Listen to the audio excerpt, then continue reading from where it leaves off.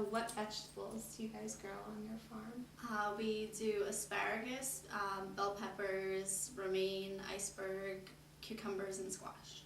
And what seasons do those vegetables grow? We do asparagus in the spring for 2 months, April to May usually. And then we do romaine 1 month in the spring and 1 month in the fall. And then throughout the summer, we do the cucumber, squash, and peppers. Okay.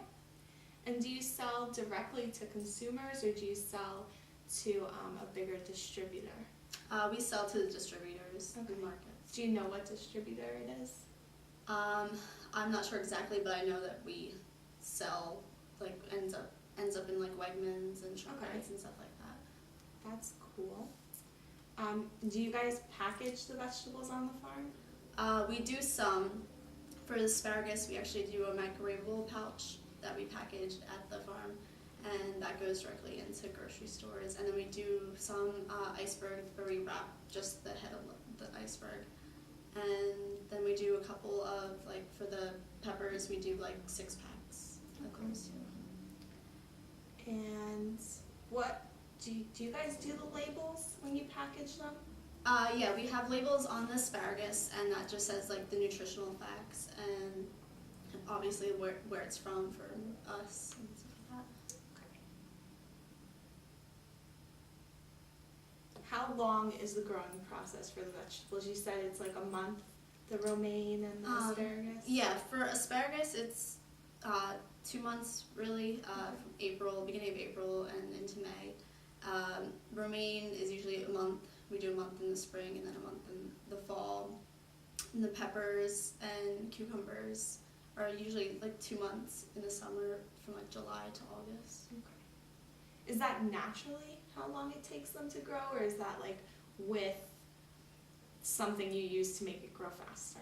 Well, I mean, for like the pepper fields, you plant it once and then you go back and pick throughout that 2 months. So it's less than 2 months to actually grow the peppers, but that's like you go back in and you can do multiple pickings of the same field. Gotcha. Okay. What type of pesticides or preservatives do you use? We don't do preservatives, but we do pesticides. We use herbicides and insecticides. Okay. So the insecticides protect against bugs, obviously. Yes. What are the herbicides? For weeds, basically, and it also protects against bacteria and funguses. Okay, that's cool.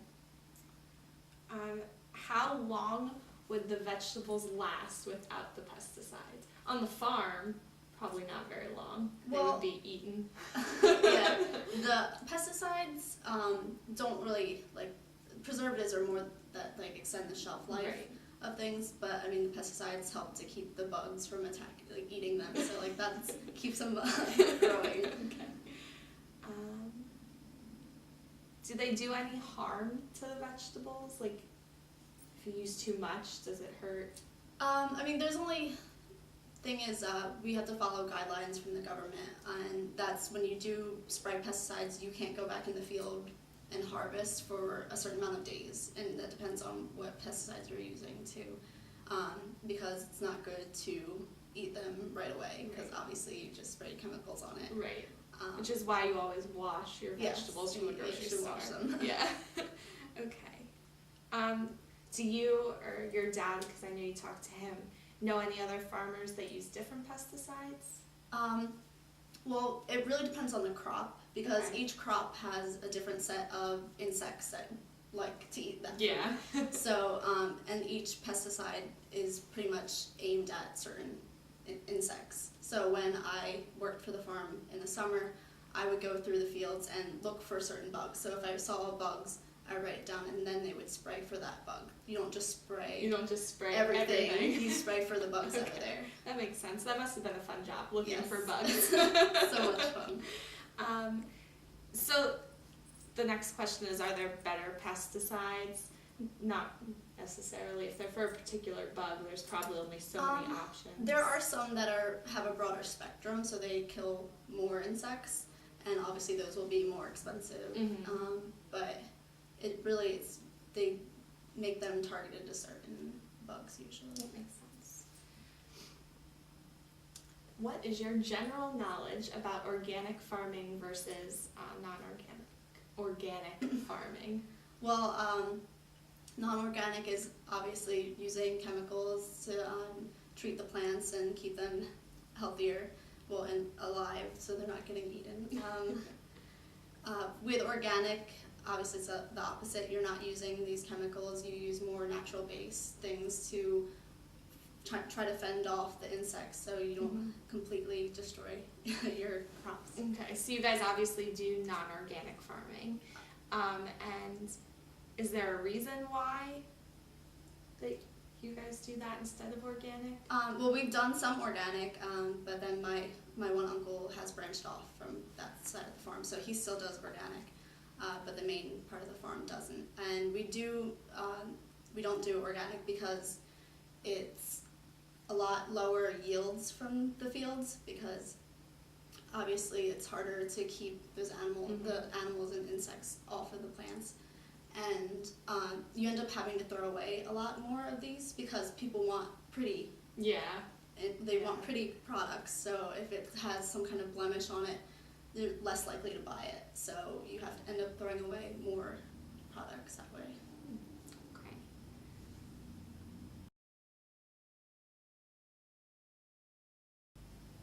Would you consider organic foods to be more healthy and more beneficial to the consumer?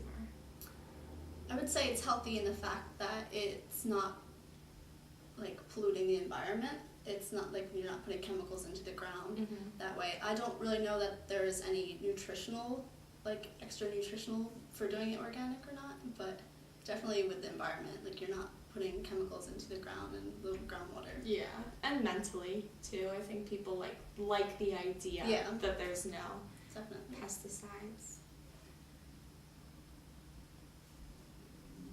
Back to pesticides for a minute. Are there any pesticides you guys used to use on the farm that you've switched from, found better ones? Yeah, well, the farm's been in my family for several generations now, and before everybody used to use DDT, which is completely not allowed now. It's not good at all. So that we used to do that, but as soon as that was outlawed, we stopped doing that. And there's some like ways. I think we used to do like more like fumigating, which is bad for, it kills off insects that we want to keep. Like ladybugs are really good for the plants, so we want to keep them alive. And fumigating it ends up killing like good insects that help. That's interesting. Well, I have a question. What are why are ladybugs good? They eat a lot of other insects. They're like spiders. Yeah. I got you. That's cool. All right. How aware are you of where your vegetables are going? Like, do you have total say over this distributor's taking them and I know he's selling them to these grocery stores? Or is it like this distributor's taking them and he does what he wants with them? We have a pretty good idea of where everything goes. We sell from our office. My father is the one who does all the sales. So we might sell to a broker, and it may be that changes a couple other hands, but really it's not too much further than from where we sell it to that it gets to the consumer.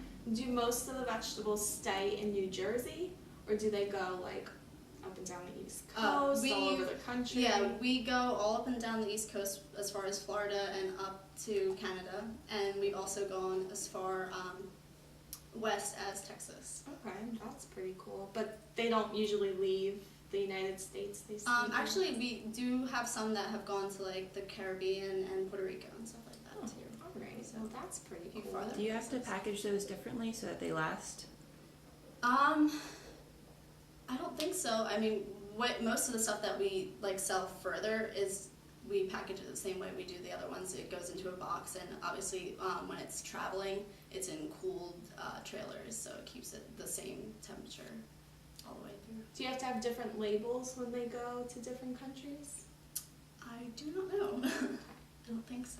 That'd be interesting. We might have to check with your dad and do a follow-up comment on that.